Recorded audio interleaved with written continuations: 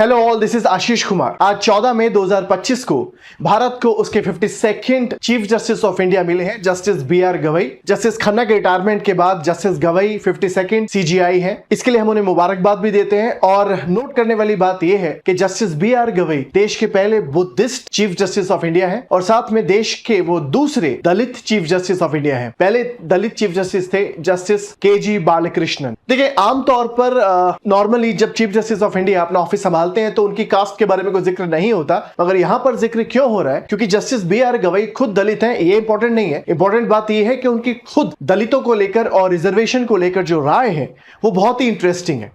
उनकी राय को लेकर, रिजर्वेशन के ऊपर उनके विचारों को लेकर एक पूरा डॉक्ट्रिन है कि इनफॉर्मल टर्म है जो हम बोलते हैं, इसे हम गवई डॉक्ट्रिन से जानते हैं। देखिए, जस्टिस बी आर गवई ने खुद रिजर्वेशन का बेनिफिट लिया।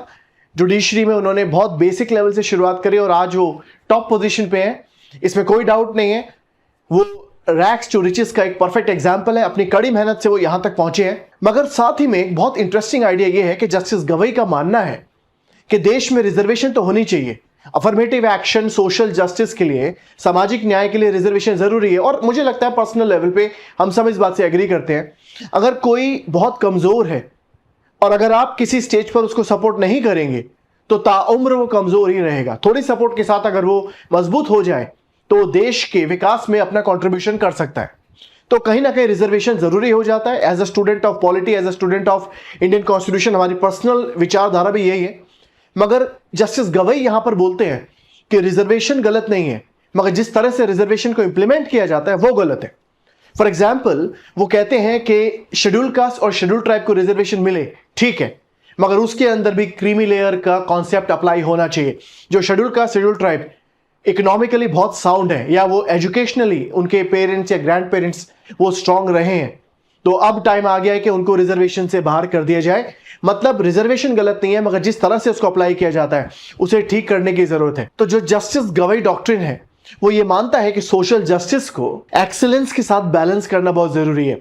मतलब ये है कि रिजर्वेशन दी जाए, सोशल जस्टिस के लिए जरूरी है, सामाजिक न्याय, अफर्मेटिव एक्शन के लिए जरूरी है, मगर साथ में इंश्योर किया जाए कि जिस तरह रिजर्वेशन दी जा रही है उससे परफॉर्मेंस पे, उससे आपकी एक्सीलेंस पे कोई असर नहीं आना चाहिए। ये एक directive principle of state policy भी है कि रिजर्वेशन जिस तरह दिया जाता है उससे पब्लिक ऑफिस की एफिशिएंसी पर असर नहीं आना चाहिए।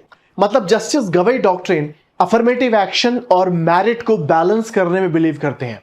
आपने कुछ टाइम पहले देखा होगा कि कुछ ऐसे आईएएस एस्पिरेंट थे जो सिलेक्ट भी हुए और बाद में मालूम पड़ा कि उनका जो सर्टिफिकेट था, जो उन्होंने एससी एसटी या ओबीसी का सर्टिफिकेट क्लेम किया था, वो फर्जी था।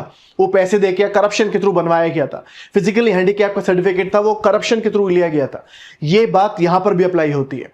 अगर आप चाहते हैं कि रिजर्वेशन दी जाए और मेरिट पे उसका असर ना आए तो इस एरिया में करप्शन से लड़ने की बहुत ज्यादा जरूरत है। जस्टिस गवई भी शायद इसी बात को हाईलाइट करना चाहते हैं कि रिजर्वेशन दो, मगर इंश्योर किया जाए कि रिजर्वेशन सही कम्युनिटी को मिले, रिजर्वेशन सही फैमिली को मिले, और रिजर्वेशन देते समय करप्शन जितना कम से कम हो उतना इंश्योर किया जा सके। साथ ही में regular SC ST OBC list है, उसे रेगुलर अपडेशन की भी जरूरत है। जो कम्युनिटी ओवर द पीरियड, चाहे वो अभी एससी हो या एसटी हो या ओबीसी हो, ओवर द पीरियड अगर वो डेवलप हो चुकी है, सोशली इकोनॉमिकली साउंड हो चुकी हैं, तो टाइम आ चुका है कि उन्हें रिजर्वेशन के बेनिफिट से बाहर किया जाए और नई कम्युनिटी को आइडेंटिफाई करके उनको रिजर्वेशन का बेनिफिट दिया जाए। कास्ट सेंसस अगर किया जाता है और पूरी तरीके से किया जाता है तो इस एरिया में, इस डायरेक्शन में वो अपने आप में एक बहुत बड़ा कदम होगा। तो जस्टिस गवई को हमारी शुभकामनाएं। जय Hind. Thank you very much.